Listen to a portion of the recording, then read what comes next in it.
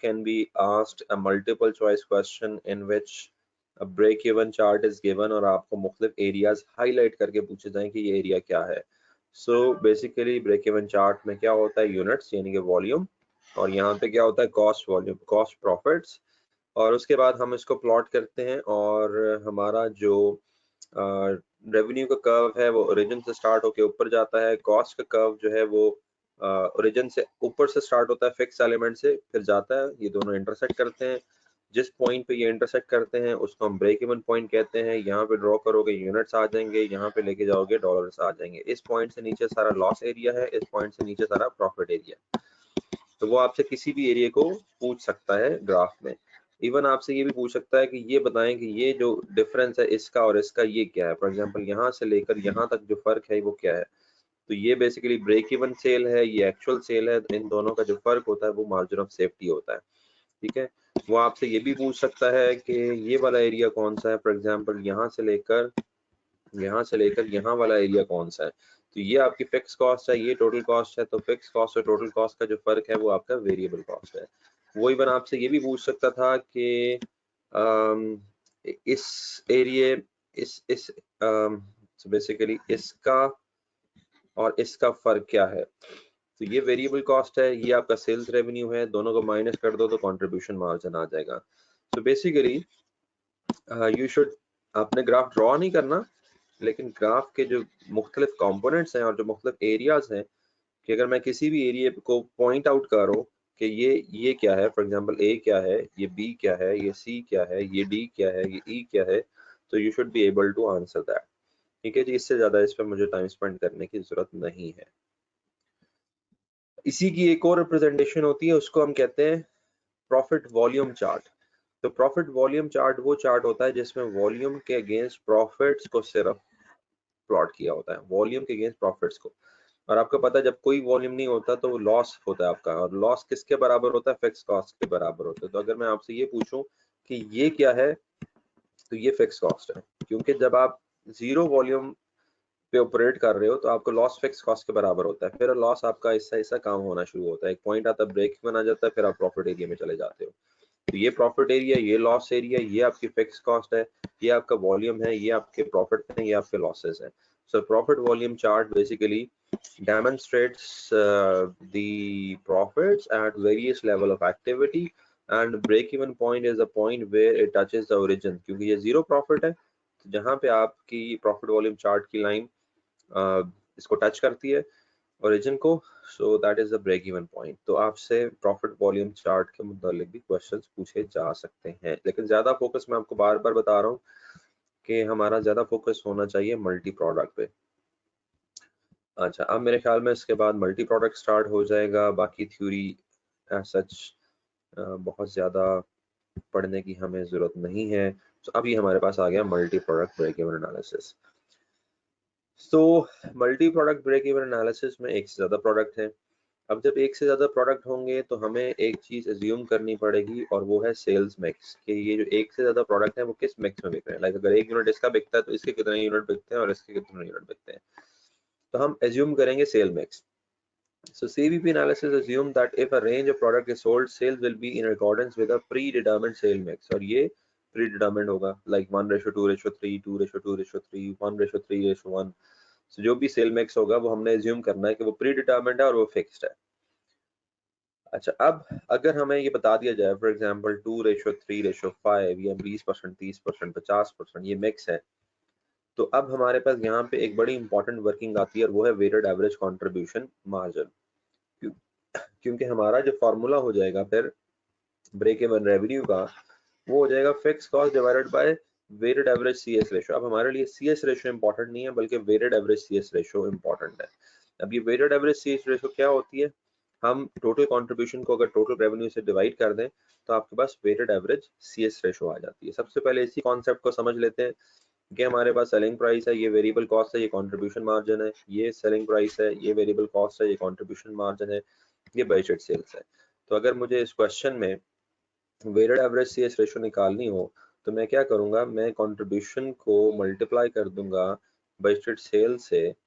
ठीक है, so total contribution और फिर टोटल रेवेन्यू। तो अगर मैं 20,000 को 20 से मल्टीप्लाई करूं और 15 को 10,000 से मल्टीप्लाई करूं और डिवाइड कर दूं, अब इसी तरीके से सेलिंग प्राइस को यानी कि 20,000 को 50 से मल्टीप्लाई कर दूं, एक सेलिंग प्राइस आ गई, और दूसरी सेलिंग प्राइस के लिए 60 को मैं 10,000 से मल्टीप्लाई कर दूं, तो ये मेरे पास एक का कंट्रीब्यूशन है, ये दूसरे का है, ये एक की सेल्स है, ये दूसरे की सेल्स है।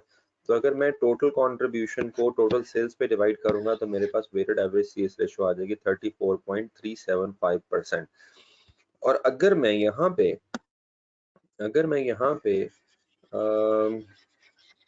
मुझे अगर इन्होंने परसेंटेजेस दी होती, अच्छा परसेंटेजेस नहीं भी दी तो मैं आपको एक और तरीका बता देता हूँ कि यहाँ पे मैं एक और काम भी कर सकता था कि मैं इस वॉल्यूम को मिक्स खुद ब खुद ही बना सकता था। तो बाज़ औक़ात स्टूडेंट पूछते हैं कि सर मिक्स तो दिया नहीं हुआ था, यानी कि उसने ये तो बताया नहीं हुआ था कि 50-50 करना है या 40-60 करना है। तो जब आपको ये वॉल्यूम दिया होता है तो ये मिक्स को इंडिकेट कर रहा होता है। तो यहाँ पे मिक्स क्या बन रहा है, 2:1, 2:1 बन रहा है, which means 66.67% और 33.33%। अगर परसेंटेज में बनाया जाए तो ये बन रहा है। तो एक काम आप ये भी कर सकते थे कि आप 20 को इससे मल्टीप्लाई कर देते और 15 को इससे मल्टीप्लाई कर देते और दोनों को जमा कर देते। तो अगर मैं 20 को 66.67 से मल्टीप्लाई करूं और मैं 15 को 33.33 से मल्टीप्लाई करूं, या अगर ये आप परसेंटेजेस में नहीं करते तो मैं 20 को 2/3 से मल्टीप्लाई करूं और 15 को 1/3 से मल्टीप्लाई करूं, तो मेरे पास ये चीज इसी के बराबर आनी चाहिए।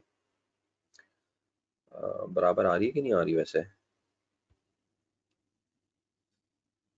चेक करें जरा। 20 को 66 पॉइंट नहीं, बराबर तो नहीं आ रही।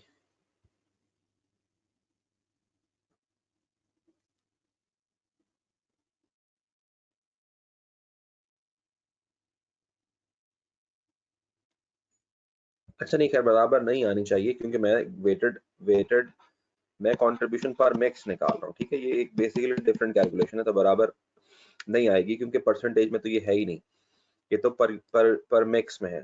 तो यहाँ पे जो वर्किंग मैंने की है इसको अगर आप मुझे बता दें, 2/3 6.67 मल्टीप्लाई बाय 2 13 समथिंग, ये कोई 18 समथिंग बनता है, ठीक है।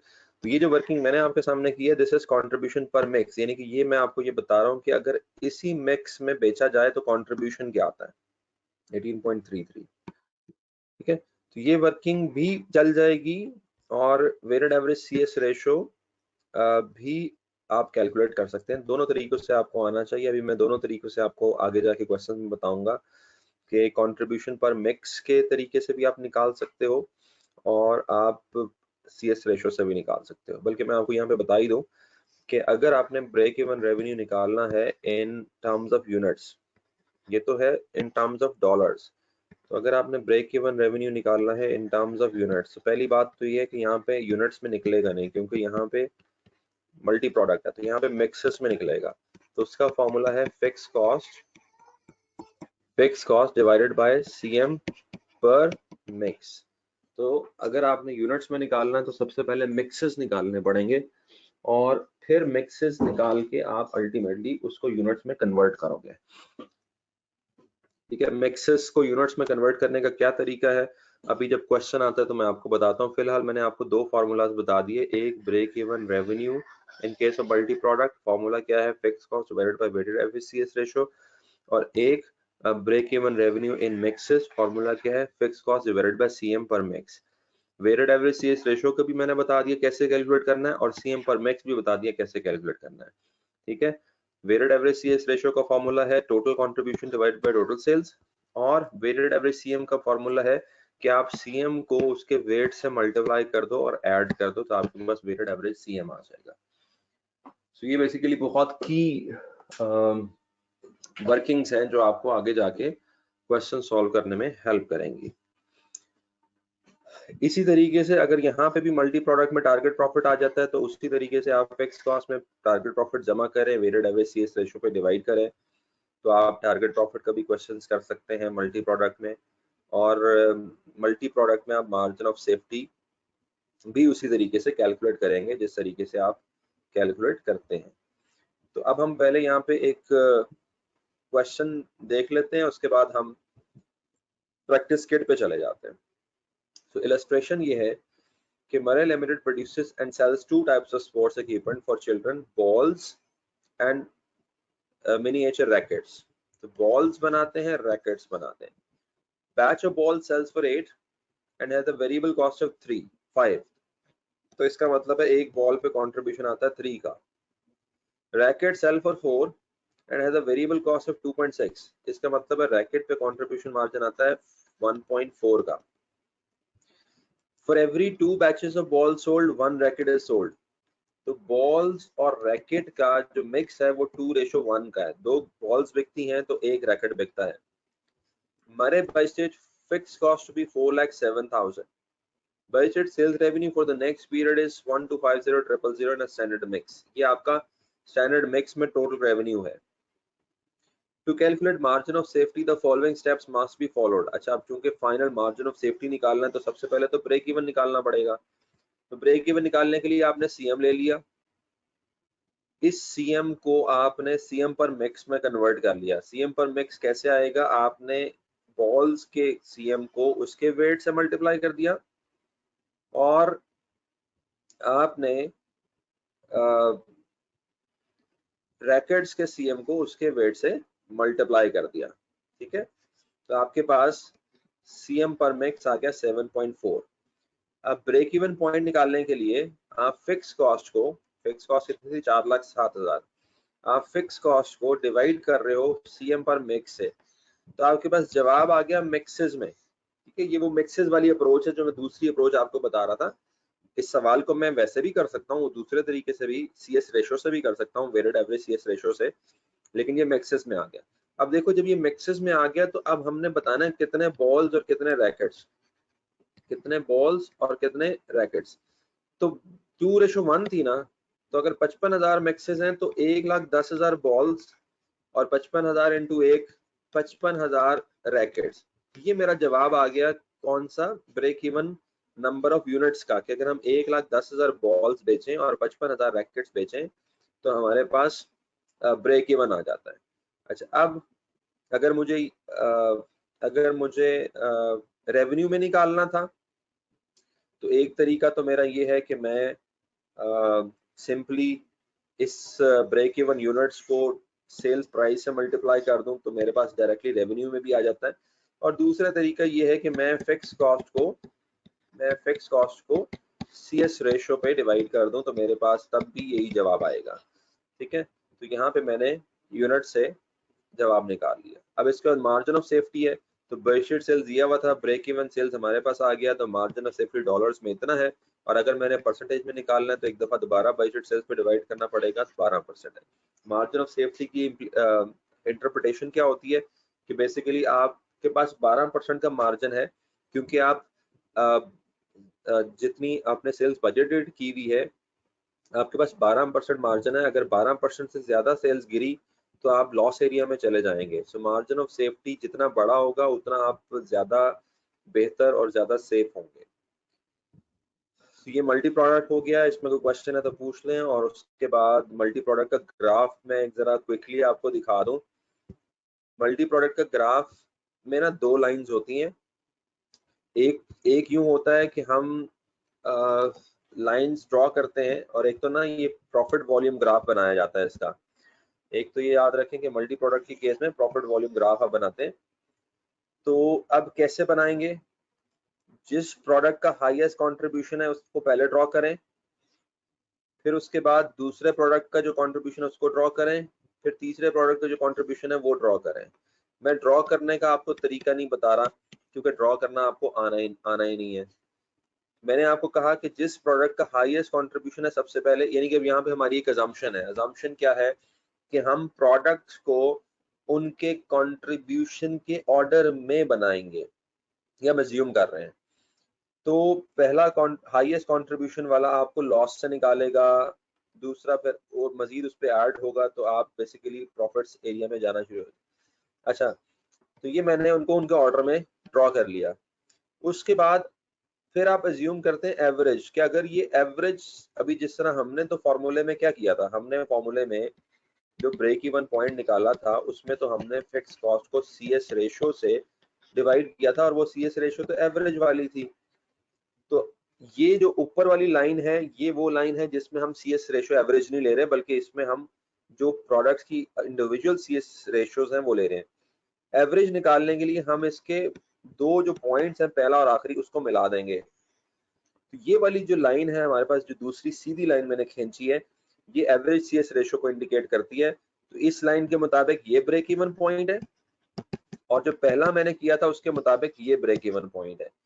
तो अब आप अजम्पशन जो भी ले रहे होंगे उस हिसाब से ब्रेक इवन पॉइंट डिटरमिन होगा। तो मैं इसको आपको यहाँ से इन्होंने जो बनाया वो भी दिखा देता हूँ। ये इनका पहला प्रोडक्ट है, उसके बाद ये इनका दूसरा प्रोडक्ट है, उसके बाद इनका तीसरा प्रोडक्ट है।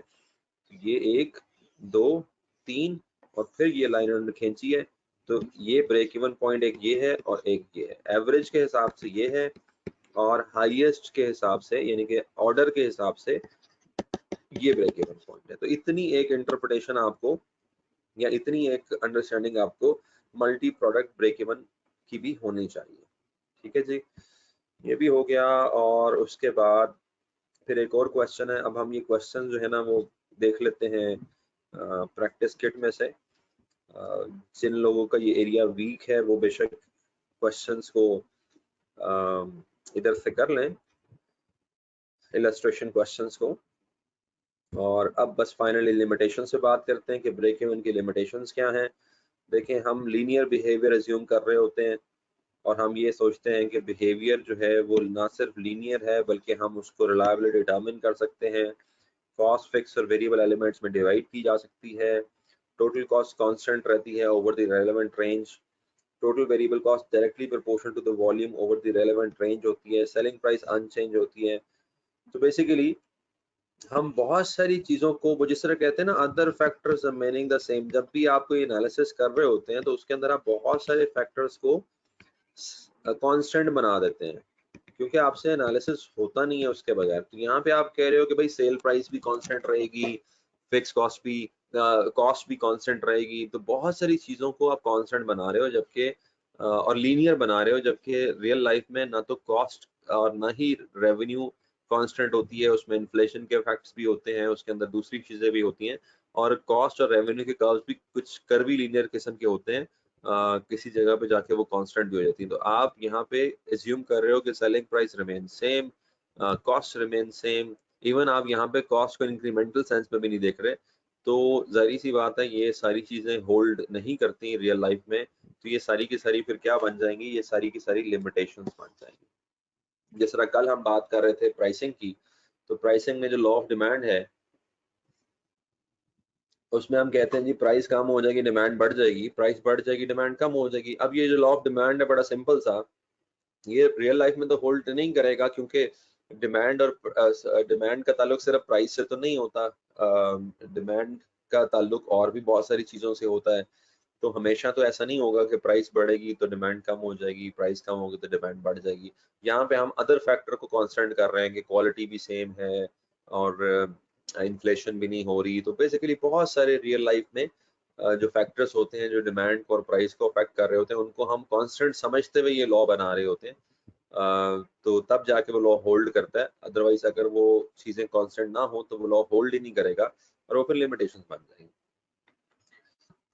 तो ये अब कंप्लीट हो गया आपका चैप्टर, और अब हम चलते हैं क्वेश्चंस पे। और उससे पहले अगर आपने मेरे से कोई बात पूछनी है या मुझे कोई बात बतानी है या अपना कोई कंसर्न बताना है, तो वो बेशक आप शेयर कर लें, ताकि प्रैक्टिस में जरा उस चीज को हम फोकस कर लें।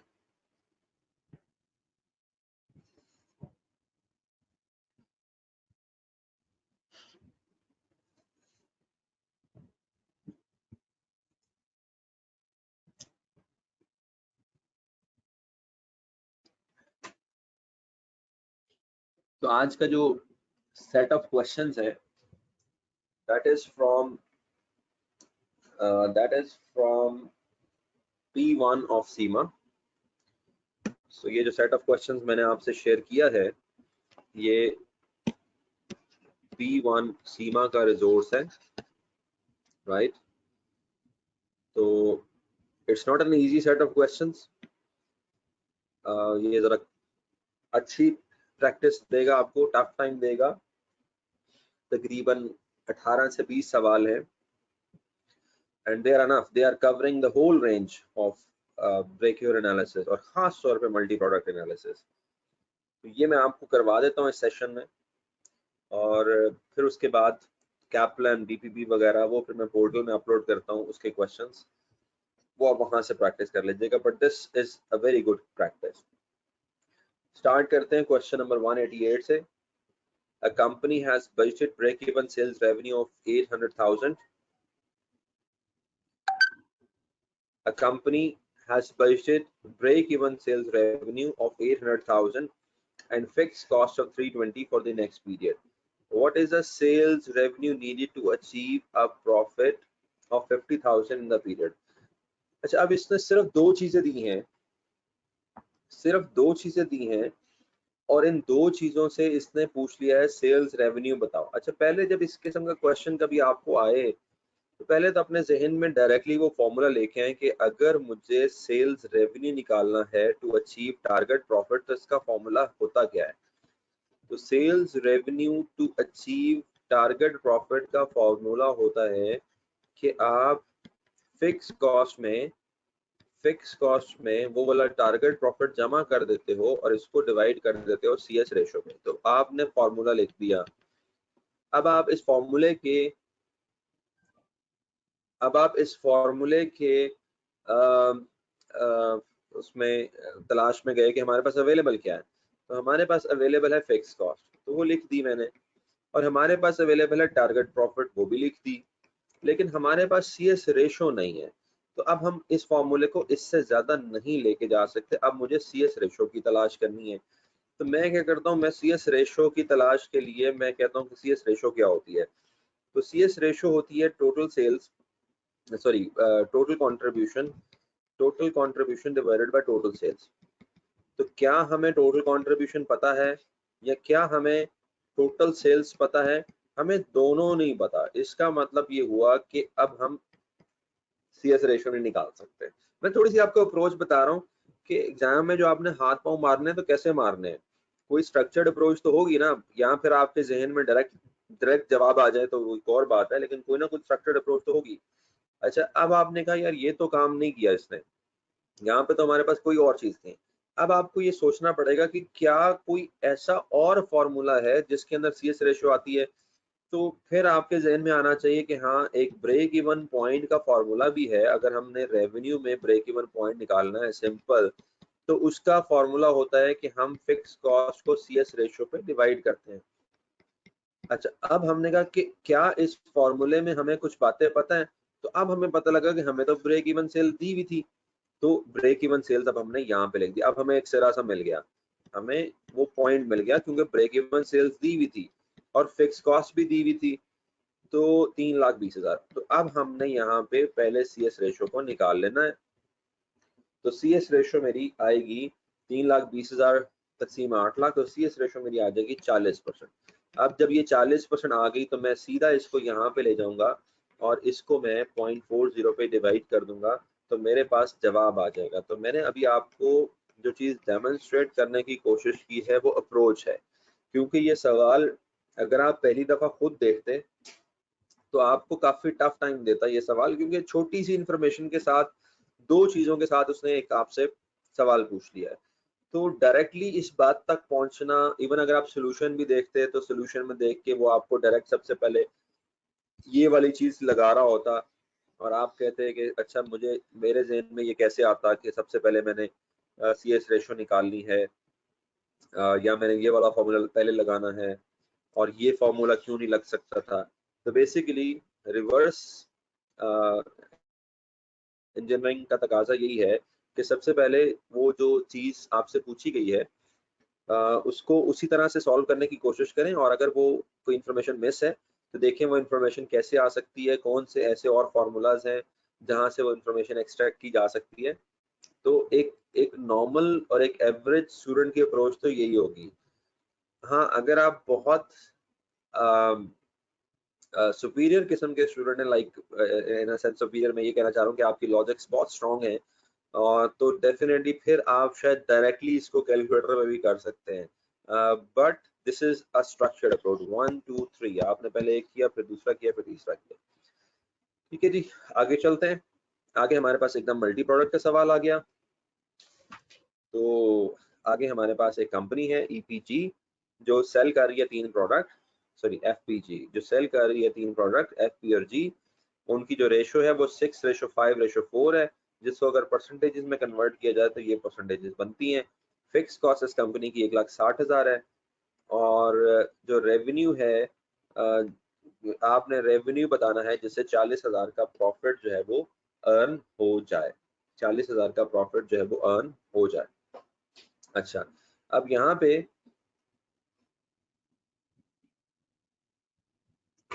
पे आपने क्या निकालना है, तो वो लिख लें जो निकालना है। आपने निकालना है break even revenue to achieve a profit.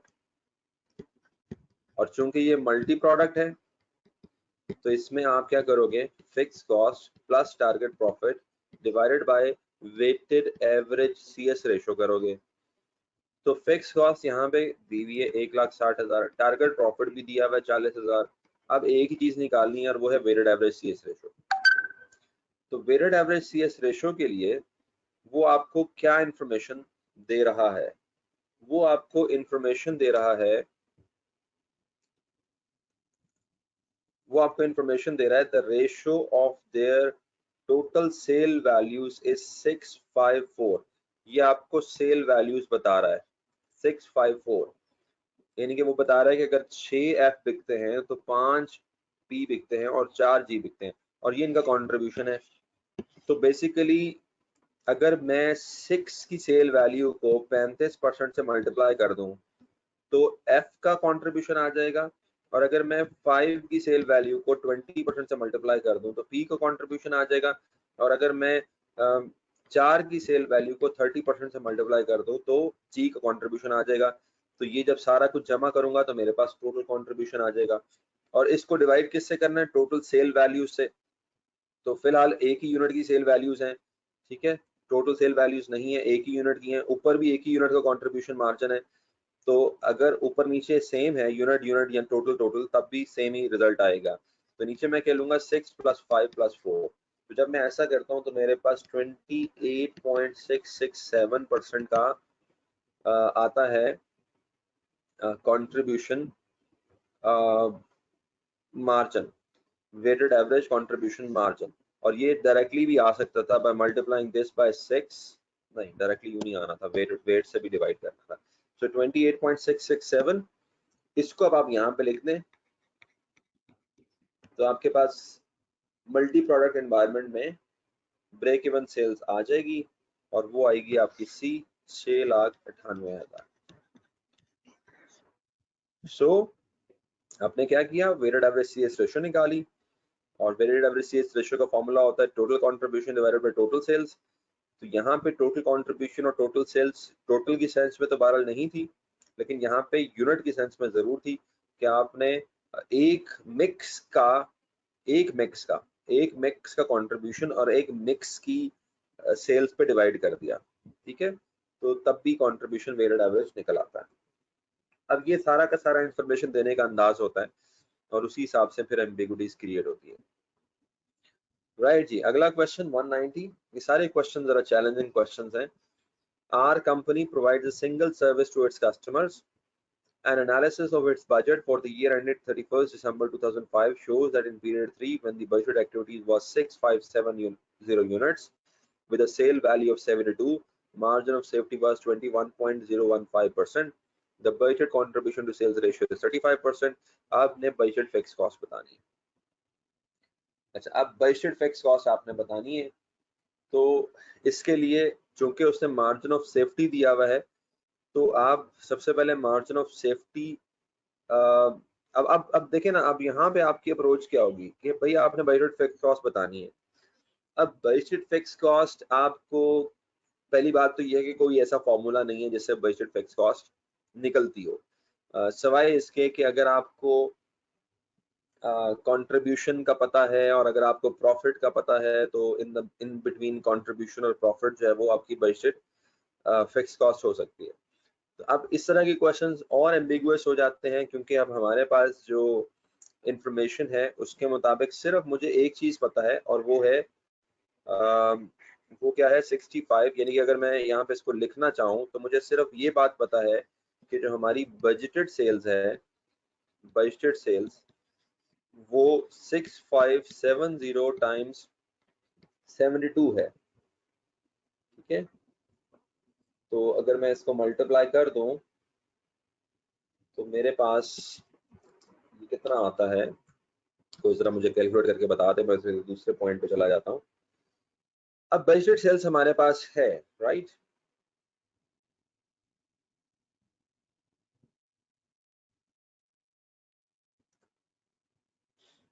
लेकिन बजटेड सेल्स से काम नहीं चलेगा, हमें पता करनी होंगी एक्चुअल सेल्स।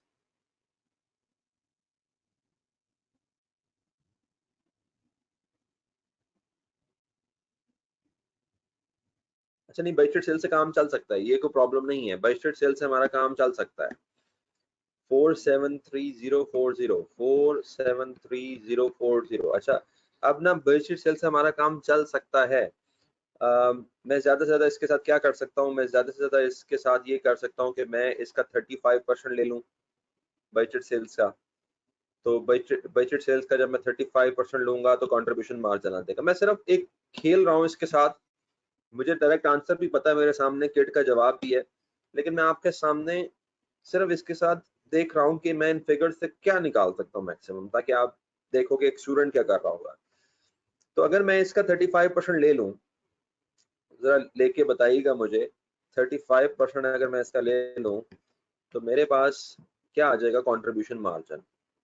ठीक है, मेरे पास आ जाएगा कंट्रीब्यूशन मार्जिन। अब मुझे पता है इस कंट्रीब्यूशन मार्जिन में से फिक्स कॉस्ट माइनस करता हूँ तो प्रॉफिट आ जाता है। तो क्या आ जाता है, प्रॉफिट आ जाता है। अच्छा, अब 35% इसका कितना है? जी मानूर, आपने जवाब निकाल लिए, लेकिन ठीक है, 35% इसका कितना है? 165564। अच्छा, अब यहाँ पे मैं इससे आगे जा सकूंगा? मैं इससे आगे यहाँ से नहीं जा सकूंगा, क्योंकि ना तो मेरे पास फिक्स कॉस्ट है, अगर होती, सॉरी फिक्स कॉस्ट से मैंने निकालनी है, अगर मेरे पास प्रॉफिट होता तो मैं कर लेता क्वेश्चन। ठीक है, अब इसका मतलब ये हुआ कि मैं इस अप्रोच से तो नहीं कर पाऊंगा, गो कि बजटेड सेल्स से कंट्रीब्यूशन निकाल के अगर प्रॉफिट पता होता तो मैं बजटेड फिक्स कॉस्ट निकाल लेता, लेकिन आप यूं समझ लें कि मेरी एक जो अप्रोच है वो फेल हो गई। अच्छा, अब फिर मैंने ये सोचा कि मार्जिन ऑफ सेफ्टी इसने क्यों दिया हुआ है। तो मार्जिन ऑफ सेफ्टी का फॉर्मूला मुझे पता है कि मार्जिन ऑफ सेफ्टी क्या होती है, budgeted sales minus break even sales, budgeted sales minus break even sales, ये मार्जिन ऑफ सेफ्टी होता है। ठीक है, तो अब अगर मैं यहां से ब्रेक इवन सेल्स निकालना चाहूं और मार्जिन ऑफ सेफ्टी उसने दिया हुआ 21.015%, तो बजटेड सेल्स कितनी है?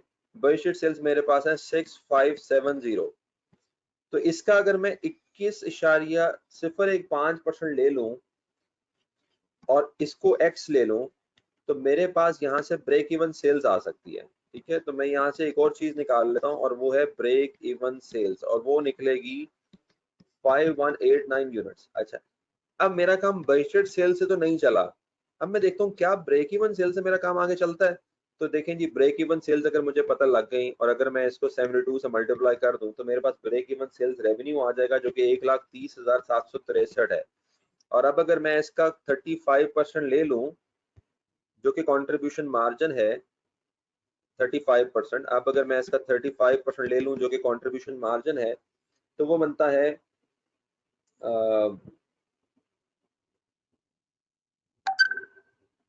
मेरे ख्याल में ये 35% लेके ही आ रहा है, जो ऊपर वाली फिगर है वो कुछ और आएगी, ऊपर वाली फिगर कुछ और आएगी, या मुझे बता दें इसका 35% लूंगा तो 1,30763 आएगी।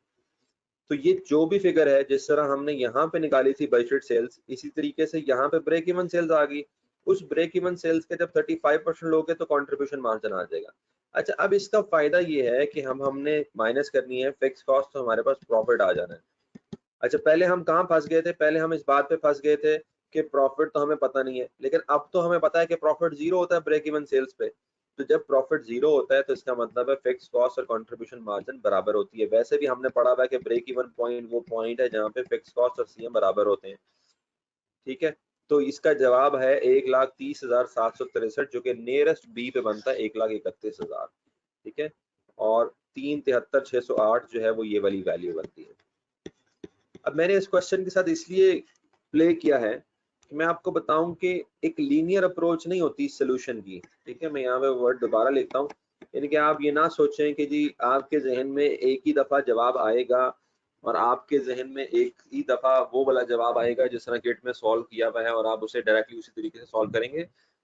जब इस तरह के सवाल होते हैं तो अप्रोच लीनियर नहीं होती, अप्रोच कर्वी लीनियर होती है। आप एक अप्रोच अडॉप्ट करते हो, आप एक सिरा पकड़ते हो और वो सिरा वही होता है जो होना चाहिए, जो लॉजिकली उस सवाल को जिस तरीके से सॉल्व करना चाहिए वहां से आप शुरू करते हो, लेकिन आपको पता है कि आप नहीं कर पाते, कहीं मिसिंग इन्फॉर्मेशन होती है, फिर आप दूसरा सिरा ढूंढते हो और करते करते आप अल्टीमेटली उसके सोल्यूशन पे पहुंच जाते हो। तो अगर इस सवाल को पढ़ने के बाद डायरेक्टली आपके जहन में ये नहीं आया कि जी ब्रेक इवन सेल से मुझे इसको करना चाहिए, तो नो प्रॉब्लम। जरूरी नहीं है कि आपके जहन में डायरेक्टली आए। अगर आपके जहन में बाइटेड सेल से आया था और आपने ट्राई की और वो नहीं हुआ और फिर वही ट्राई आपने ब्रेक इवन सेल पे की मार्जिन ऑफ सेफ्टी के होते हुए, तो इसका मतलब है आपके कॉन्सेप्ट जो है वो ठीक है। सो डायरेक्टली उस अप्रोच का समझना या आना जहन में वो जरूरी नहीं होता। राइट जी, सो ये इसका हमने जवाब निकाल दिया।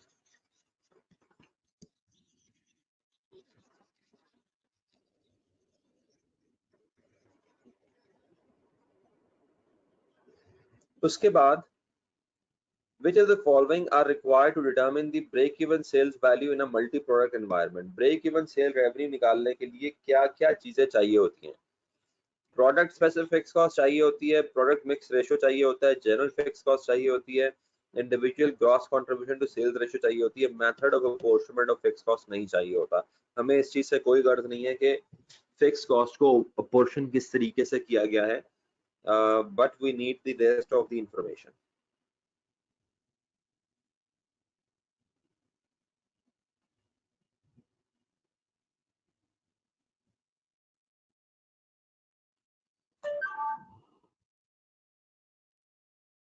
Okay, so next question, again multi product.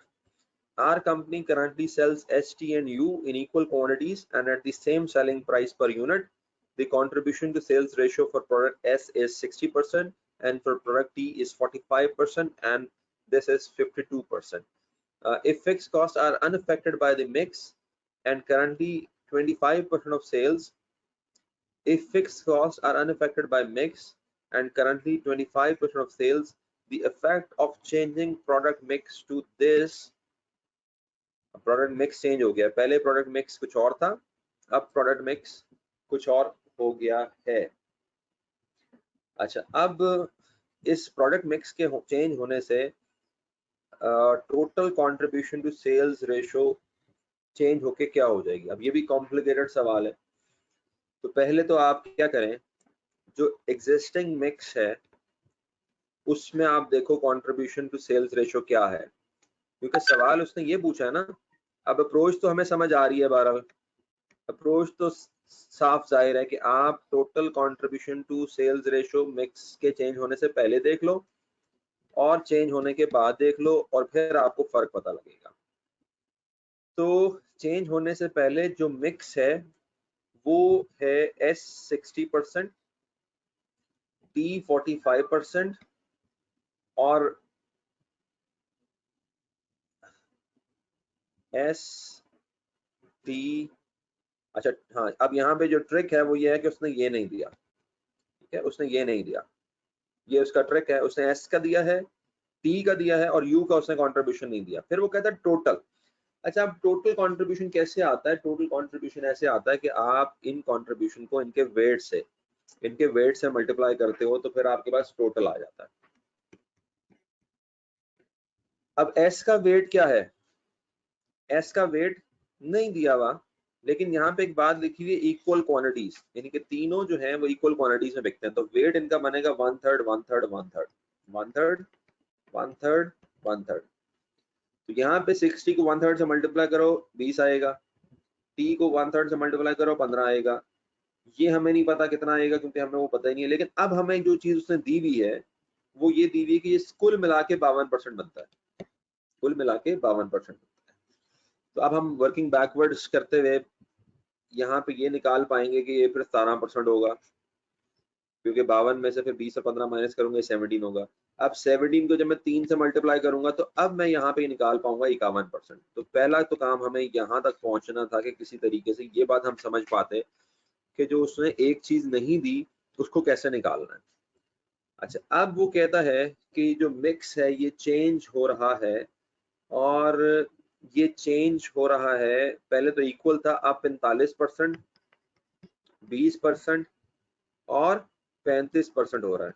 याद रखें ये मिक्स चेंज हो रहा है, ये कॉन्ट्रीब्यूशंस नहीं चेंज हो रहे हैं, ठीक है। तो ये बेसिकली कॉन्ट्रीब्यूशन चेंज नहीं हो रहे, मिक्स चेंज हो रहा है। कॉन्ट्रीब्यूशंस वही रहेंगे 60, 45 और 51, और शायद इसी वजह से आपको कॉन्ट्रीब्यूशंस निकालने थे पहले। तो अब जब आप इसको मल्टीप्लाई करोगे तो ये बनेगा 27, 9 और 17.85, और आपका जो टोटल कंट्रीब्यूशन है वो चेंज होके 53.85 हो जाएगा। और ये जो चेंज आ रहा है वो, अगर उसने नेट चेंज पूछा होता तो 1.85% आता, अब उसने पूछा है चेंजेस टू। अब यहाँ पे ये भी बड़ा रौला होता है कि चेंजेस टू पूछा है या चेंजेस बाय पूछा है। तो इत्तेफाक से यहाँ पे 1.85 की वैल्यू नहीं है, लेकिन अगर 1.85 की वैल्यू होती तो फिर टाइप पड़ जाता कि 53.85 जवाब है या 1.85 जवाब है। तो उसने चूंकि चेंजेस टू का पूछा है तो इसलिए 53.85 है। अगर वो कहता चेंजेस बाय तो फिर 1.85 होता। तो बेसिकली ये अच्छा खासा ट्रिकी क्वेश्चन था, क्योंकि इसके अंदर हम शायद अप्रोच तो तय कर पाते, लेकिन उसके अंदर जो मिसिंग वैल्यू है वो माइंड जिसका क्लिक करता वो उसको फाइंड आउट कर लेता, और इजीली आप इसको मिस कर सकते हैं।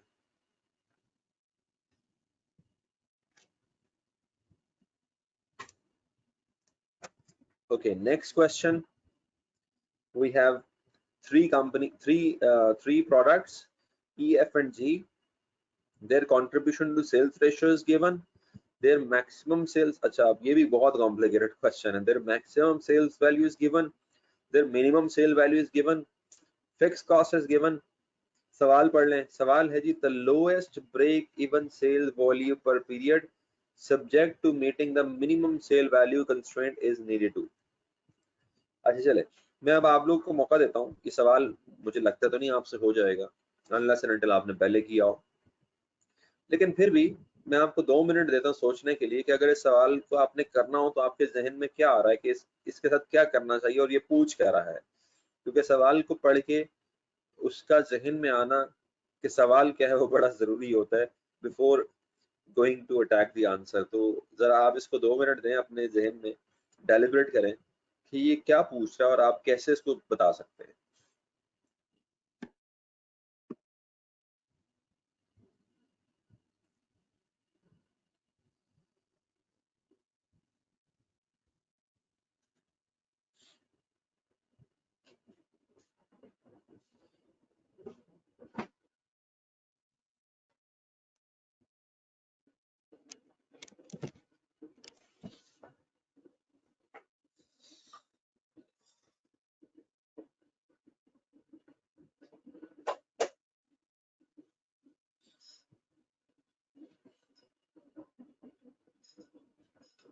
और अगर किसी के जहन में कोई पॉइंट आ रहा है तो बेशक वो टाइप भी कर दे ताकि मुझे भी आइडिया हो कि आप क्या सोच रहे हैं।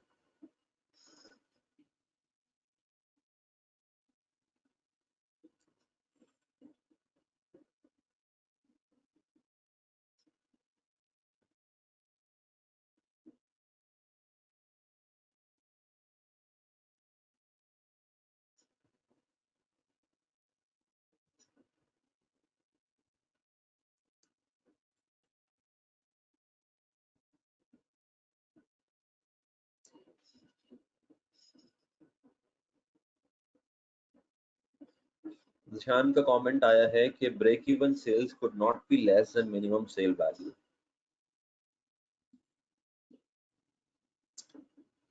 हाँ, ये किसी हद तक ठीक ऑब्जर्वेशन है आपकी कि break even sales minimum sale value से ऊपर होगा।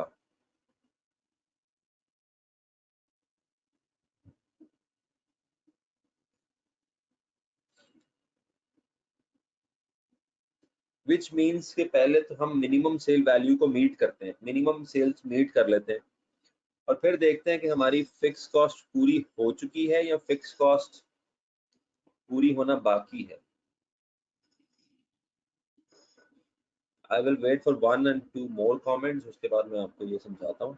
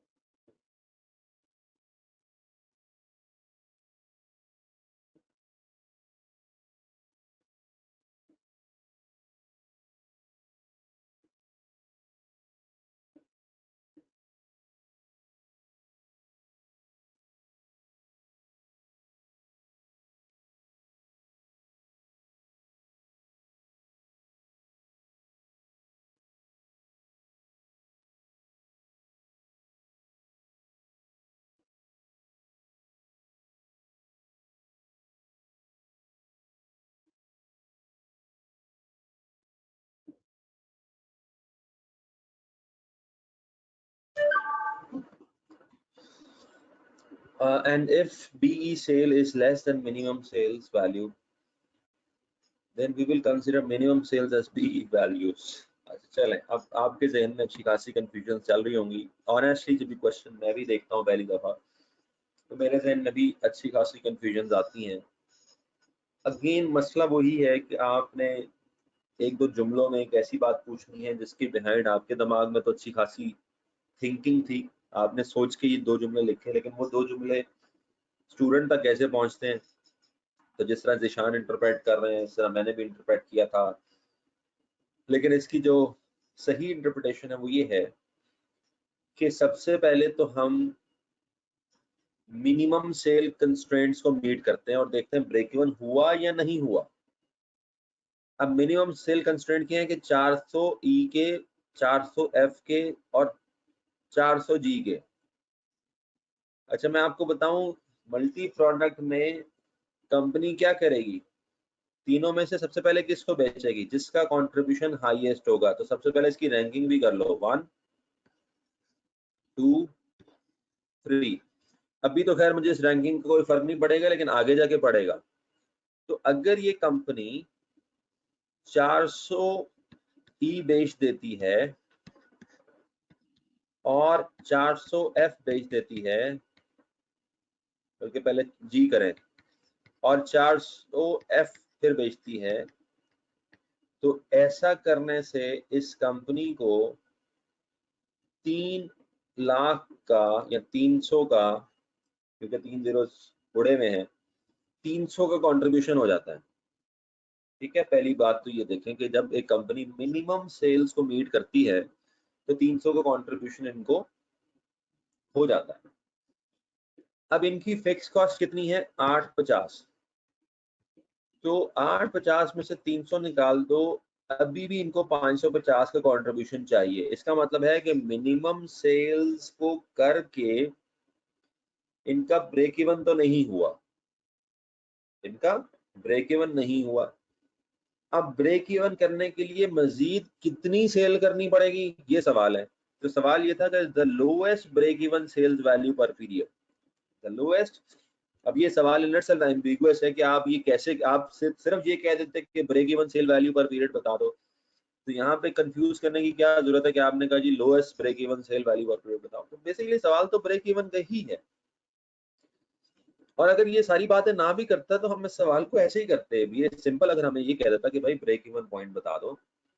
अच्छा हाँ, उसमें क्या थोड़ी सी ये हो सकती है कि हम ब्रेक इवन पॉइंट बताते वक्त कंस्ट्रेंट्स को अगर इग्नोर कर देते हैं, यानी कि अगर हमें ये वैल्यूज ना दी जाती तो फिर तो इस सवाल में कोई मसला नहीं था। लेकिन अब चूंकि हमने मिनिमम कंस्ट्रेंट्स को मीट करना है तो पहले हमने मीट कर दिया। अच्छा 550 का भी कंट्रीब्यूशन रहता है।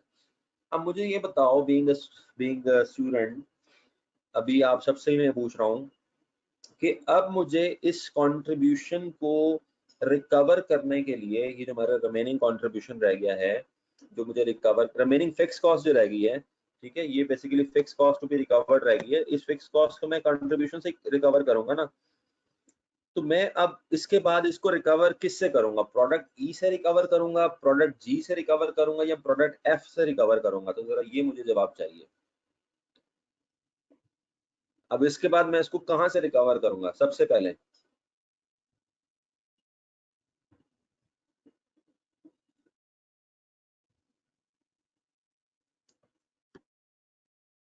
प्रोडक्ट एफ से, मशीन करिए ई और जी से। जी, इसका सही जवाब है ई और जी।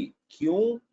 क्योंकि अब दोबारा रैंकिंग पे आ जाओ ना, मिनिमम तो हो गया पूरा, मिनिमम पूरा हो गया, अब दोबारा रैंकिंग पे आ जाओ। तो अब मैं सबसे पहले जो मेरा रैंक 1 है उसको बनाऊंगा। रैंक 1 1200 था, मैक्सिमम 400 में मीट कर चुका हूं, तो मैं रैंक 1 को मजीद 800 यूनिट में क्या करूंगा, उसको मैं प्लान कर लूंगा ब्रेक इवन। तो 800 यूनिट्स पे मेरा 30% के हिसाब से मजीद कितना आ जाएगा कंट्रीब्यूशन मार्जिन? 240। तो मेरी फिक्स कॉस्ट और रिकवर हो जाएगी, और रिकवर होके रह जाएगी अब फिक्स कॉस्ट 310। अब मुझे 310 का और कंट्रीब्यूशन मार्जिन चाहिए, तो मैं अब अपने दूसरे रैंक प्रोडक्ट पे आ जाऊंगा, और मैं ये कहूंगा कि वो मैं 1900 तो 1900 बनाना है, 400 बना चुका हूँ, 1500 मजीद बनाऊंगा। अब लेकिन यहाँ पे मसला ये है कि मुझे मिनिमम पे आना है, मुझे तो सिर्फ ब्रेक इवन करना है। ब्रेक इवन हो जाता है जब मेरा 310 की रिकवरी हो जाए। तो 310 को अगर मैं 25% पे डिवाइड करूं तो ये बनता है 1240। तो 1500 की बजाय बस सिर्फ 1240 मैं कहूंगा, तो मेरा 310 पूरा हो जाएगा और यहाँ ब्रेक इवन हो जाएगा। तो अब इसका जवाब क्या आया? इसका जवाब आया, अब हमने सारों को जमा कर लेना है। इसके जवाब के लिए हमने सारों को जमा कर लेना है। तो ई जो है हमारे पास, अब ये सारे कहाँ से जमा होंगे? बेसिकली उसने सेल पूछी है ना, तो चले पहले हम ना यूनिट्स, ओके, उसने सेल वैल्यू पूछी है, तो सेल वैल्यू के लिए 2310, 2310, नहीं जी 3240, इसका जवाब है 3240। तो सेल वैल्यू के लिए आप देखो हुआ क्या, हुआ ये कि ई आपने पूरा बना लिया, विच मीन्स 1200, ठीक है, 1200 ये हो गया। जी आपने, जी आपने 400 और उसके बाद 1240। जी आप, जी की आपकी सेल वैल्यू टोटल कितनी हुई? 1640। और एफ सिर्फ मिनिमम, इन तीनों को जमा कर दो तो ये बनेगा 3240। ये इसका जवाब था। तो basically that was quite complicated question, requirement ही समझ नहीं आ रही थी, तो बाद में सोल्यूशन क्या करें। तो अभी किसी का कोई क्वेश्चन अराइज हो रहा है इस क्वेश्चन में तो मुझे बता दें, मैं उसको क्लियर कर देता हूँ। ये अगर 5 नंबर का सवाल आया ना तो ये रह जाएगा सूरज का।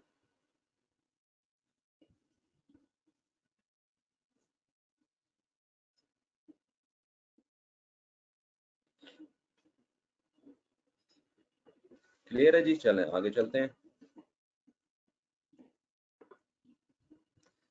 उसके बाद है जी, R company manufactures and sells two product S&T. Annual sales are expected to be in the ratio of 3s to 5t. The annual sales are planned to be 6,40,000. Product S has a contribution to sales ratio of 32%, whereas T is 48%. Annual fixed costs are 2 lakh. तो जरा थोड़ा सा आसान सा सवाल लग रहा है। क्या करेंगे आप? सबसे पहले weighted average C S ratio calculate करेंगे। Weighted average C S ratio के लिए आप एक की कंट्रीब्यूशन को उसके वेट से और दूसरे के कंट्रीब्यूशन को उसके वेट से मल्टीप्लाई कर देंगे।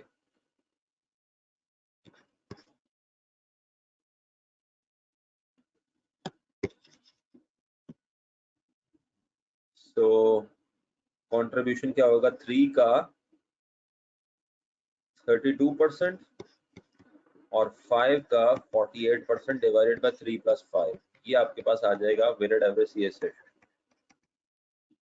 उसके बाद आप ब्रेक इवन पॉइंट निकाल लोगे, 6,40,000 को इस वेटेड एवरेज सीएस रेशियो पे डिवाइड कर लोगे, ब्रेक इवन पॉइंट आ जाएगा, 1 मिनट, 6 लाख को क्यों कर दिया मैंने, 2 लाख को, 2 लाख को 42% पे डिवाइड करोगे, कॉन्ट्रीब्यूशन ये आ जाएगा ब्रेक इवन। और फिर उसके बाद मार्जिन ऑफ सेफ्टी निकालने के लिए 640 में से ब्रेक इवन माइनस कर दोगे, तो budgeted sales minus break even sales, तो ये आपके पास मार्जिन ऑफ सेफ्टी आ जाएगा और वो आएगा 163810। अब चूंकि उसने परसेंटेज में पूछा है तो इसको एक दफा फिर एक्चुअल सेल्स पे डिवाइड कर दोगे और इनटू 100 कर दोगे, तो ये आपके पास आता है 25.6%। ठीक है, तो मल्टी प्रोडक्ट में मार्जिन ऑफ सेफ्टी कैसे कैलकुलेट होता है, कैलकुलेट वैसे ही होगा जैसे सिंगल प्रोडक्ट में होता है, लेकिन जो मल्टी प्रोडक्ट का जो तरीका कार है ब्रेक इवन निकालने का, वो बस चेंज वे में जिस तरह आप करते हो उस तरह होगा। Anyway this question was not that difficult, लेकिन फिर भी आपसे 3 नंबर का डिस्क्रिप्टिव क्वेश्चन पूछा जा सकता है। मैं बीइंग एन एग्जामिनर भी साथ से सोच रहा होता हूँ कि अगर मुझे पेपर बनाने को दिया जाता तो कौन सा क्वेश्चन 2 नंबर का और कौन सा 3 नंबर का दिया जा सकता है। ओके, उसके बाद 195, चलो जी 195 तो एक पेज पे नहीं आ रहा, मुझे पेज को थोड़ा सा कम करना पड़ेगा, ये आपको नजर नहीं आएगा। चले मेरे ख्याल में इतना ही क्वेश्चन, इस क्वेश्चन को पढ़ें, समझें, 2 मिनट दें और जहन में कोई अप्रोच बनाएं, फिर मैं आपसे डिस्कस करता हूँ।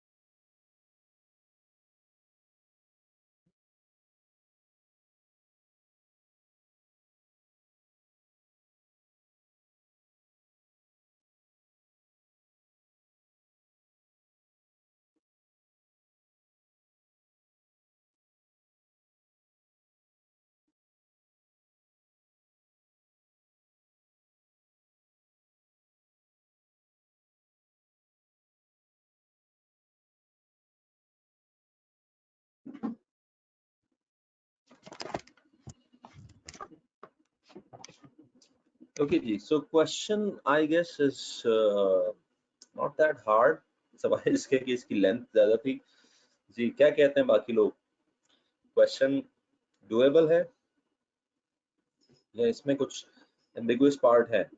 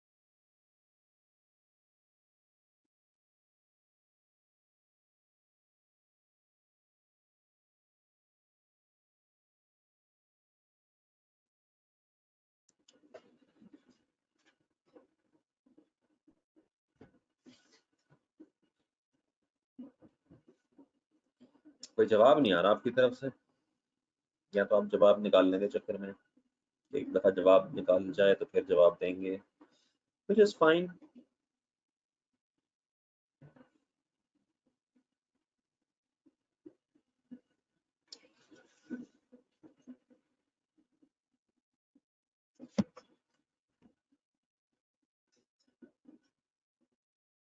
So the two things I should tell you about match कर लें. Weighted average CS ratio is 0.592 and the break-even point is 1 million divided by 0.592, that is 1689189. जी, तो आप लोगों ने ठीक निकाला, which means कि मल्टी प्रोडक्ट काफी हद तक अब आपके जहन में बैठ गया. 196, R&K company manufactures a product that has a selling price of 14 and a variable cost of 6, which means a contribution margin of 8.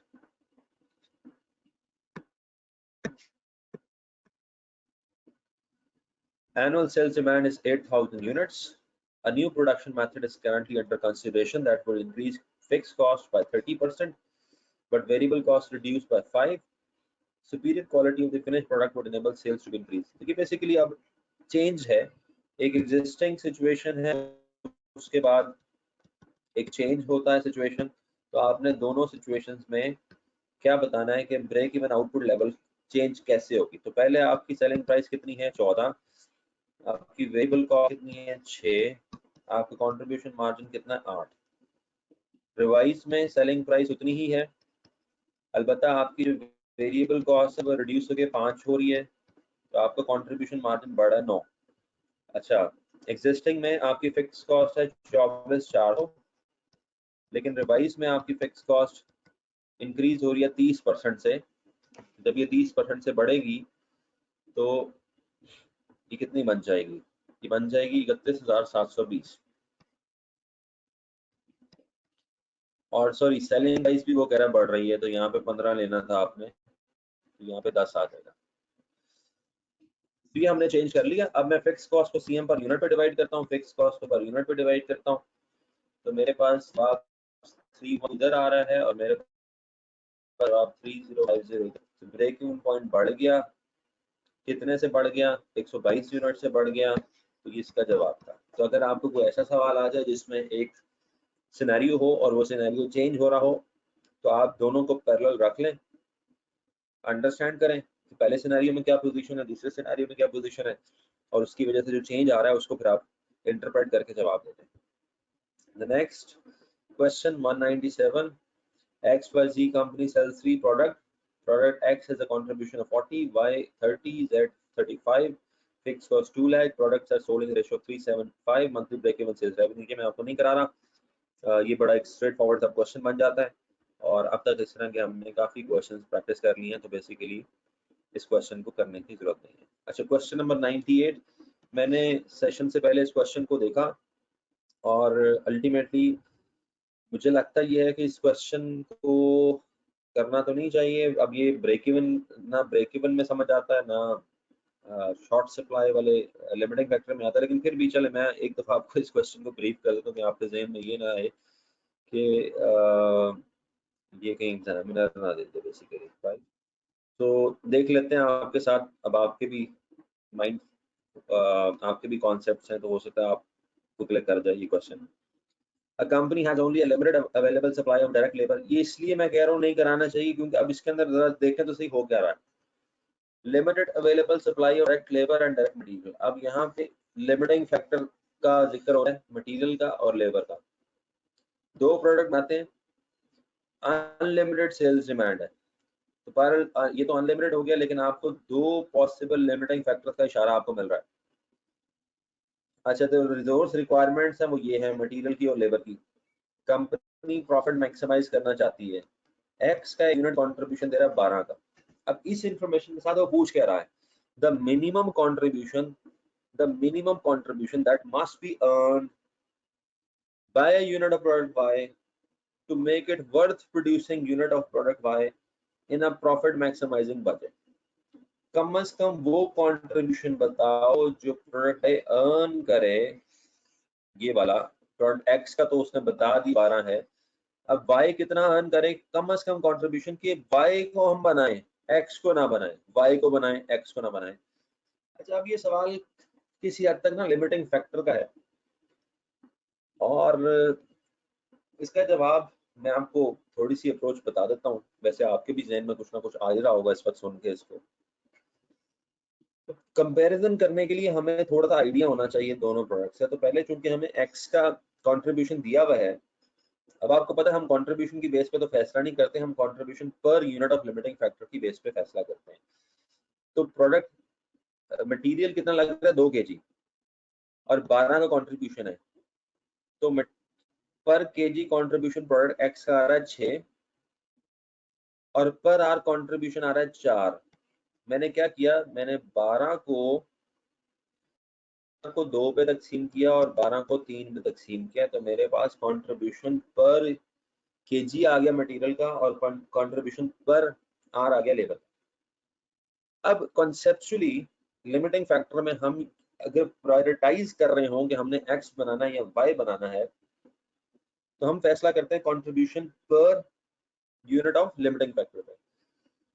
तो अब चूंकि वाई में ज्यादा लगता है, वाई में 4 kg लगता है, तो अब 6 को अगर मैं 4 से जरब दूं तो वाई अगर 24 का कंट्रीब्यूशन दे रहा हो, तो फिर हम शायद वाई की तरफ चले जाएं, फिर भी खैर बराबर होगा, लेकिन चूंकि उसने कहा मिनिमम कंट्रीब्यूशन, तो वाई अगर 24 का कंट्रीब्यूशन दे रहा हो, या फिर 4 जरब ए वाई 4 का कंट्रीब्यूशन दे रहा हो, ठीक है, तो अब इसका जवाब इन्होंने दिया हुआ 198 का, इसका जवाब दिया हुआ 4, ठीक है, इसका जवाब दिया हुआ 4।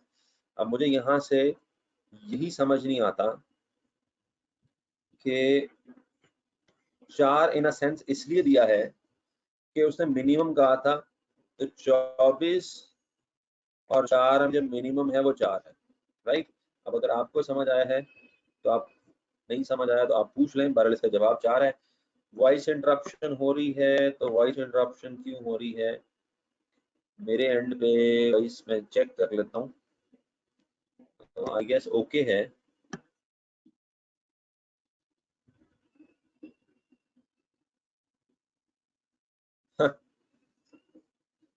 हाँ, बस जिशान ने भी सही कमेंट दिया है कि मेडिसिन मरीज एक ही है और हाल मरीज बी से पूछ रहा है। तो yes, this is one thing, but the other thing is that इसमें सीवीपी कहाँ से आ गया। एनीवेज, इससे ज्यादा मैं इस क्वेश्चन पे बात भी नहीं करूंगा, तो मैंने एक फिर भी कोशिश की कि आपको एक मैं रीजनेबल वे में इसको बता सकूं। Question number 199, the budgeted profit the budgeted profit statement for product X for the next year shows that it has a margin of safety equal to 20%. The margin of safety is 20%, and unit selling price is 10. Product X has a contribution to sales ratio of 60% and the budgeted fixed cost of 120. अब ये भी बड़ा complicated सवाल है। सवाल ये है कि percentage increase in the unit variable cost बताओ जिससे प्रोडक्ट एक्स है वो ब्रेक इवन हो जाए। अच्छा, अब इस सवाल को करने के लिए मैं जरा दोबारा पढ़ता हूँ पहले तो। The budgeted profit statement for product x for the next year shows that it has a margin of safety of 20%। इसका मतलब ये है कि इस वक्त आपकी बजटेड सेल ज्यादा है ब्रेक इवन सेल से, बजटेड सेल्स ज्यादा है ब्रेक इवन सेल से। अब वो कह रहा है कि कितनी वेरिएबल कॉस्ट बढ़ाओगे कि मार्जिन ऑफ सेफ्टी 0 हो जाए, यानी कि ब्रेक इवन हो जाए। पहली बात तो ये समझो कि ये सवाल है सेंसिटिविटी एनालिसिस का, ये सवाल है sensitivity analysis. sensitivity analysis is one of the hardest part in any subject. मैंने एमए वालों को भी करवाया था, ठीक है, नॉट रिस्पॉन्डिंग। चले, तो सेंसिटिविटी एनालिसिस में क्या होता है कि इस वक्त आप का ब्रेक इवन सेल्स से ज्यादा आप ऑपरेट कर रहे हो, किसी एक वेरिएबल को कितना हम इंक्रीज या डिक्रीज करें, क्योंकि सेंसिटिविटी एनालिसिस में ना एक वेरिएबल को एक वक्त में लेते हैं। उसने वो वेरिएबल आपको खुद बता दिया, उसने कहा यूनिट वेरिएबल कॉस्ट में कितना है। अब ये तो हमें समझ आती है कि यूनिट वेरिएबल कॉस्ट बढ़ेगी तो सीएम कम होगा, तो हमारा जो ब्रेक इवन है वो बढ़ जाएगा, ब्रेक इवन बढ़ेगा तो मार्जिन ऑफ सेफ्टी जीरो हो जाएगा, ये तो समझ आती है बात हमें। तो बेसिकली ये क्वेश्चन है सेंसिटिविटी एनालिसिस का। तो इसके लिए सबसे पहले हम क्या करते हैं, हम इसके अंदर ब्रेक इवन पॉइंट देख लेते हैं कि हमारा इस वक्त जो ब्रेक इवन पॉइंट है वो क्या है। ब्रेक इवन पॉइंट इस वक्त हमारा 1,20,000 बजट फिक्स कॉस्ट है, और जो हमारी कंट्रीब्यूशन टू सेल्स रेशियो है 60% है। अगर मैंने यूनिट्स में देखना है तो 6 ले लूंगा, तक हमारा ब्रेक इवन पॉइंट 20,000 है। और चूंकि मार्जिन ऑफ सेफ्टी 20% है, तो हमारी बजटेड सेल्स वो भी मैं निकाल लेता हूँ। मार्जिन ऑफ सेफ्टी कैसे निकला होगा, budgeted sales minus break even sales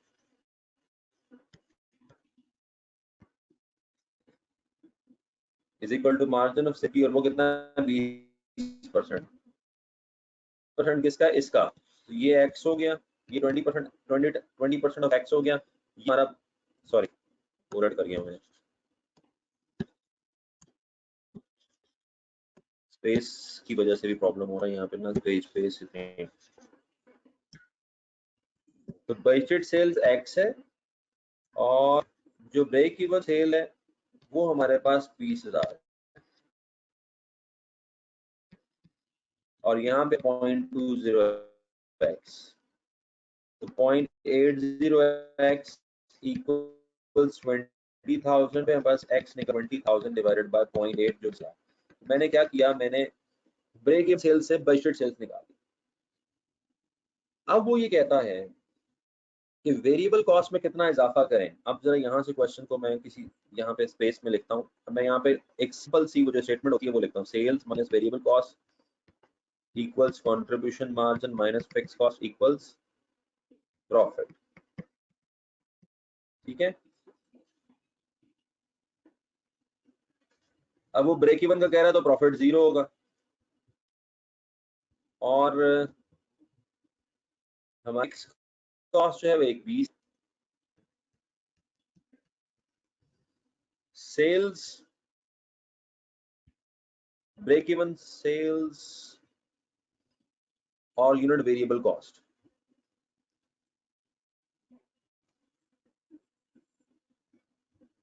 अच्छा, अब यहाँ पे क्वेश्चन जो है वो थोड़ा था, ब्रेक इवन सेल्स हमारी यूनिट सेलिंग प्राइस 10x है, तो मैं यहाँ पे 10x ले लेता हूँ। ठीक है, क्योंकि वो तो हम निकालना चाह रहे हैं, और वो पूछ रहा है वेरिएबल कॉस्ट कितनी बढ़ जाए, राइट, वेरिएबल कॉस्ट कितनी बढ़ जाए। अब हम मैथमेटिकली इसको कैसे लिखेंगे, हम मैथमेटिकली अब इसको कैसे लिखेंगे।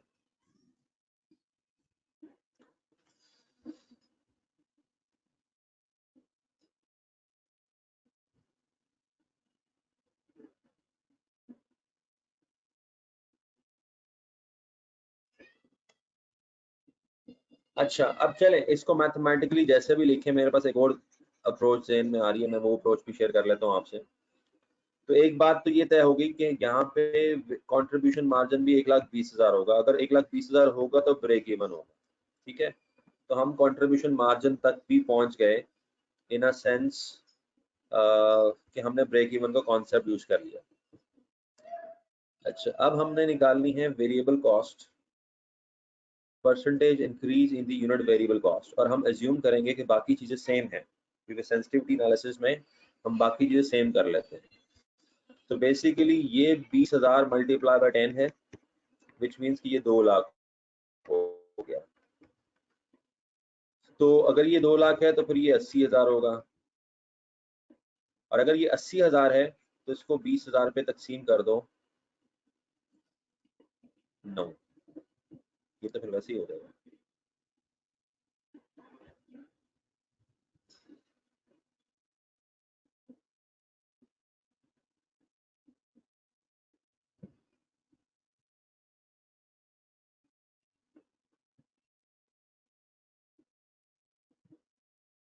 नहीं नहीं, इस वक्त हम कहाँ पे ऑपरेट कर रहे हैं, सॉरी 25,000 पे ऑपरेट कर रहे हैं। तो 25,000 इंटू 10 2,50,000 और 250 का मतलब है ये 130 होगा, और 130 को अगर मैं 25,000 पे तकसीम करूं, मेरे ख्याल में नाउ आई गॉट इट। आप पता नहीं आप इसको फॉलो कर रहे हैं या नहीं कर रहे, लेकिन मैं भी आपको इसको एक दफ़ा अगर ठीक आ जाए मैं आपको इसको समझा देता हूँ। और आखिर ठीक आ गया। तो बेसिकली 5.2 जो है इसका ये जवाब है 5.2। अब मैं आपको दोबारा समझाता हूँ मैंने किया क्या है। मैंने ये किया है कि पहले हमने ब्रेक इवन सेल निकाला, ब्रेक इवन सेल से हमने बजट सेल्स निकाला, बजट सेल्स निकाल कर हमने इसको पूरे प्रॉफिट स्टेटमेंट में डाला। बजट सेल्स हमने निकाली 25,000 इंटू 10 2,50,000।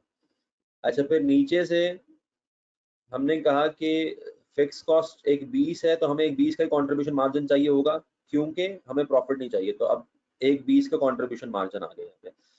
तो 250 माइनस एक 20 हमारी वेरिएबल कॉस्ट 130 हो गई। तो वेरिएबल कॉस्ट निकाल ली। अब वेरिएबल कॉस्ट पर यूनिट निकालनी है, तो 130 को 25 से डिवाइड कर तो वेरिएबल कॉस्ट पर यूनिट आ जाएगी। तो जवाब ये आया कि हमारी जो वेरिएबल कॉस्ट पर यूनिट है, अच्छा अब अभी भी सवाल उसने परसेंटेज इंक्रीज का पूछा है, तो जवाब अभी भी ये नहीं है। पहले कितनी थी वेरिएबल कॉस्ट 6, अब कितनी है 5.2।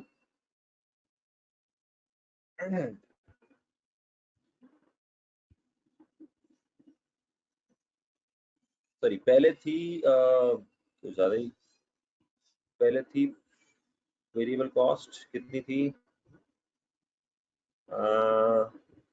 4। हाँ ठीक है, पहले थी 4, अब है 5.2। तो इसमें चेंज आया 1.2 का, और 1.2 का चेंज 4 का कितने परसेंट बनता है, ये जवाब हमने निकालना था। सो 1.2 डिवाइडेड बाय 4 टाइम्स 100। तो बेसिकली इसका जवाब है 30 का हमारी वेरिएबल कॉस्ट 30% से बढ़ जाए तो फिर हम ब्रेक इवन पे आ जाएंगे। तो ये है सेंसिटिविटी एनालिसिस। एक दफा क्वेश्चन को देख लें और फिर मेरे से सवाल पूछ लें अगर कुछ समझ नहीं आया।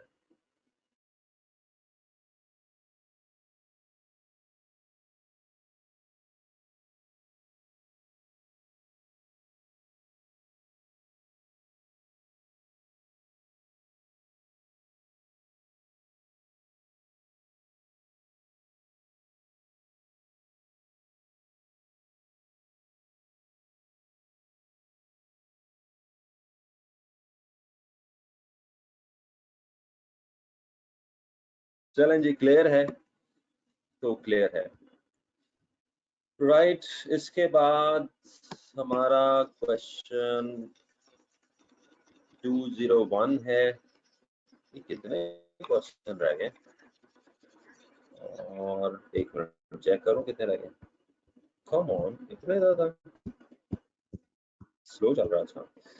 Question number 201, S produces and sells 3 product X Y Z. A contract to supply product X and Y, which will utilize all of the specific material that are available to make these two products during the next period. The revenue these contracts will generate and the CS ratio are as follows. So revenue दिया हुआ है और CS ratio दी हुई है, और फिर product Z इसमें एक और आ गया है, और total fix cost is 5.5 million and the management has budgeted to earn a profit of 2 million. So the revenue that needs to be generated by product Z. तो अब यहाँ पे 3 प्रोडक्ट्स आपके हैं और X और Y का डेटा दिया हुआ है, और आपने प्रोडक्ट C को ऐड करना है, राइट। प्रोडक्ट C को ऐड करना है, और ये पूछा है कि कितना रेवेन्यू प्रोडक्ट C जनरेट करे कि आपका बजट प्रॉफिट आ जाए। तो इस क्वेश्चन को आप यूं देखो कि प्रोडक्ट X का रेवेन्यू कितना है 10 मिलियन, और इसका कंट्रीब्यूशन कितना है 5%। प्रोडक्ट Y का रेवेन्यू कितना है 20, और इसका CS कितना 10%। अब सवाल ये है कि कितना रेवेन्यू का हो तो X हो गया, कितना रेवेन्यू Z का हो X हो गया, और उसकी CS रेशो दी हुई है, तो हमारे पास इसको अगर मैं सॉल्व करूं तो हम क्या कह रहे हैं, अब इस इक्वेशन की दूसरी तरफ क्या आना चाहिए, इस इक्वेशन के दूसरी तरफ ये आना चाहिए कि ये कंट्रीब्यूशन मार्जिन इतना हो,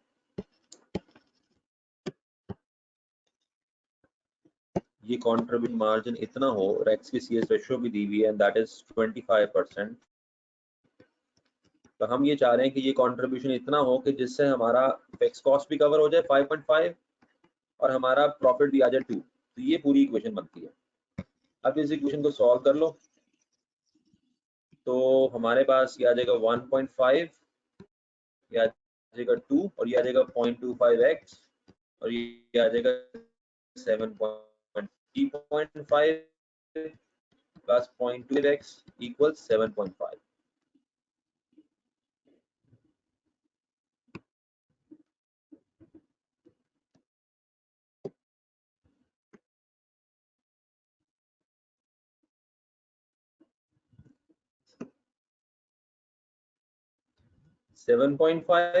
और 0.25x इक्वल्स 4 और फिर x equals 4 divided by 0.5 and that is I guess 10 million.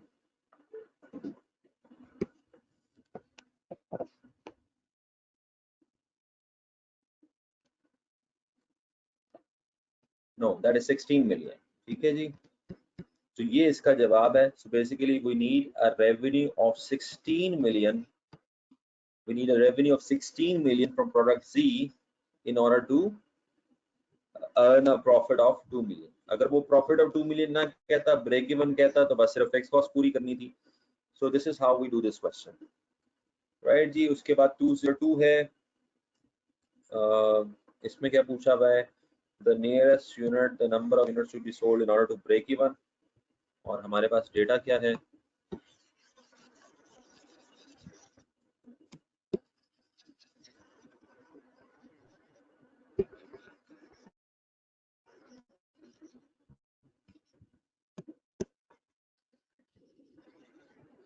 हमारे पास डेटा है direct material, direct labour, variable production overhead, fix production overheads, और बजटेड प्रोडक्शन एंड सेल्स 3000 है, सेलिंग एंड डिस्ट्रीब्यूशन कॉस्ट 4000 है, 40% fixed है, बाकी 60% variable होगी, product cell 80 पे है।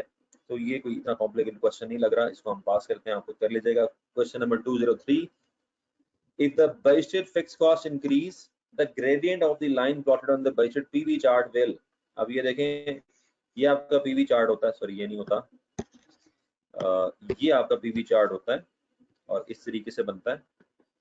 तो इसका ग्रेडियंट क्या है, ये जो स्लोप है इसका ग्रेडियंट होता है, लाइक ये यूं भी हो सकता था, यूं भी हो सकता था। तो वो पूछ रहा है कि अगर बजटेड फिक्स कॉस्ट इंक्रीज कर जाए, अगर बजटेड कॉस्ट इंक्रीज कर जाए तो ग्रेडियंट ऑफ द चार्ट के साथ क्या होगा। अच्छा, ग्रेडियंट इन सेंस स्लोप को कहते हैं, उस लाइन के बढ़ने की रफ्तार को कहते हैं। तो what will happen, increase, decrease, not change. और ये बिल्कुल सवाल यूं है कि अगर मैं आपको कहूं कि बल्कि आपको पता है ना लीनियर लाइन कैसे लिखी जाती है, a equal y equal to a plus B X, होता है फिक्स कॉस्ट और b क्या होता है, वेरिएबल कॉस्ट, या b को क्या कहते हैं, स्लोप। ठीक है, तो ये सवाल कुछ इस तरीके से है कि फिक्स कॉस्ट के बढ़ने से क्या स्लोप पे कोई फर्क पड़ेगा, क्या ग्रेडियंट पे कोई फर्क पड़ेगा। तो इसका जवाब है कि ग्रेडियंट चेंज नहीं होगा, क्योंकि फिक्स कॉस्ट के चेंज होने से इंटरसेप्ट पे तो फर्क पड़ेगा, लेकिन उसके ग्रेडियंट पे या स्लोप पे कोई फर्क नहीं पड़ेगा। ये एक थोड़ा सा कंसेप्चुअल सा सवाल है। शेडेड एरिया पूछा हुआ है कि शेडेड एरिया कौन सा है, तो ये शेडेड एरिया है, ये लॉस का एरिया। मैंने आपको कहा था कि आपने ऐसे क्वेश्चन भी करने हैं जिसमें आपको डायग्राम्स को लेबल करना आना चाहिए।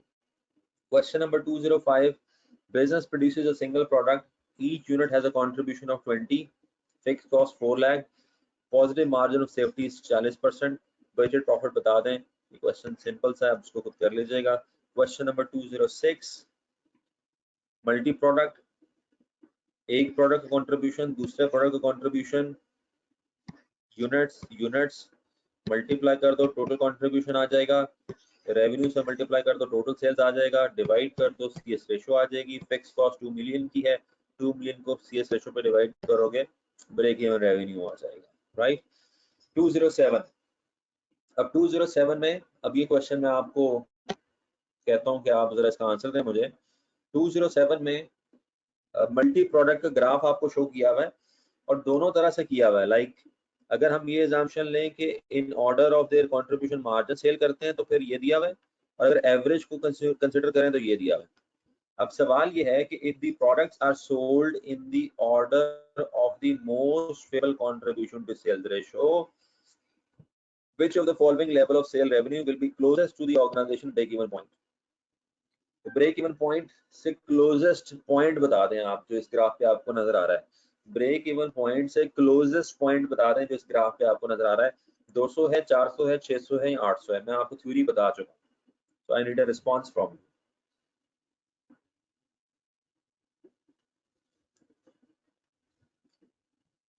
No, this is not 600 Imad. assumption तो चेक करो ना उसकी। उसकी assumption ये है, तो मैं थ्योरी दोबारा बता देता हूँ कि अगर आप प्रोडक्ट्स को उनके हाई कंट्रीब्यूशन के हिसाब से बेचते हो, फिर ये वाली लाइन है, और ये लाइन से इसमें इसमें ब्रेक इवन से क्लोजेस्ट कौन सा पॉइंट है? 400।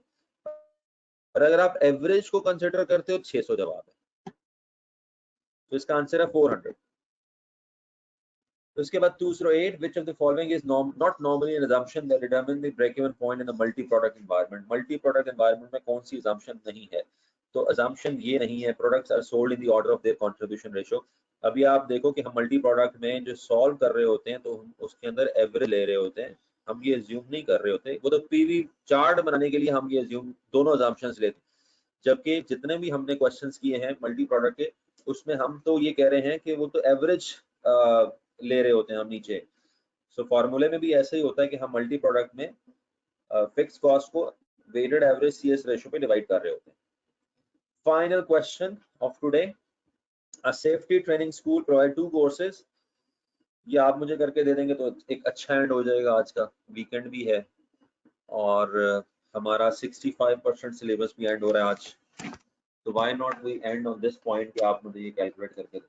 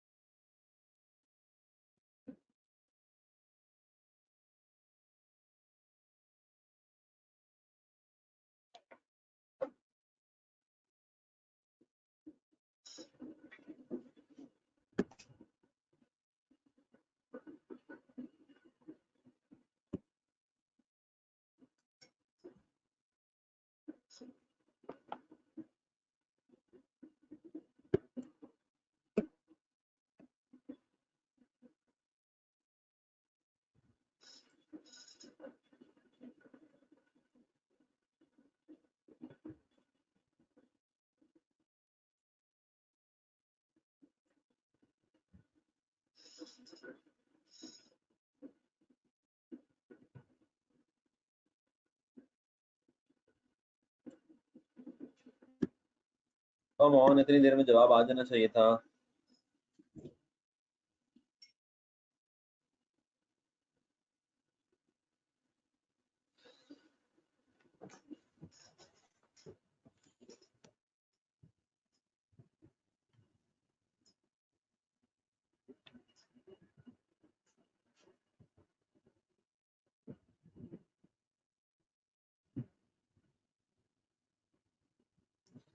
अच्छा हाँ, इसके अंदर जो एक चीज आपको परेशान करेगी वो परसेंटेज का मसला होगा। एनीवेज, मानूर for try 28758 is the answer. तो जो लोग डबल परसेंटेज ले रहे होंगे वो गड़बड़ करेंगे।